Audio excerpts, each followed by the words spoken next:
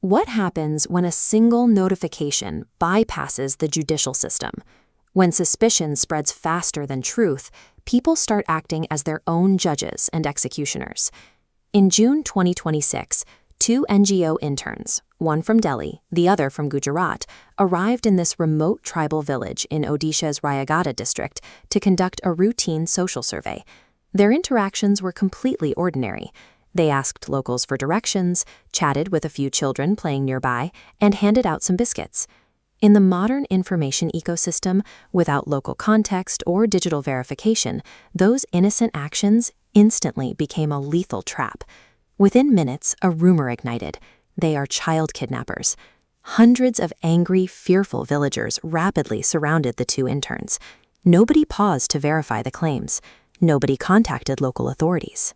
Instead, the crowd launched a brutal physical assault, subjecting both interns to horrific violence before the police finally arrived to pull them from the mob. This is the clinical definition of mob lynching, a crowd taking the law into its own hands to punish or kill an individual based entirely on unverified suspicion. Mob lynching forces execution to precede evidence. When a crowd dictates punishment, it dismantles the very concept of the rule of law. From a UPSC perspective, the Rayagada Incident represents the endpoint of several distinct, multi-layered systemic failures. The first failure is the psychological trap of fake news. A forwarded message is implicitly trusted, multiplying across thousands of screens in seconds. This speed collides with a severe digital literacy gap, reaching populations without the skills to verify the information they consume. Add to this a deeply ingrained historical paranoia. For years, recurring rumors of child-lifting gangs have swept across various Indian states, constantly priming crowds to expect the worst. When you combine cheap, high-speed digital communication with an inability to verify facts, misinformation stops being a digital nuisance. It becomes a weapon. The final catalyst is a severe trust deficit in law enforcement. Crowds repeatedly arrive at the exact same dangerous consensus. Protecting citizens and field workers moving forward requires shifting from outrage to actionable administrative solutions.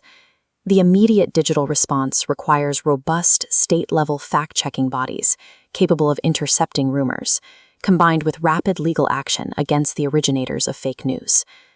At the societal level, administrations must launch aggressive rural digital awareness campaigns alongside community policing models that rebuild trust right down to the village square.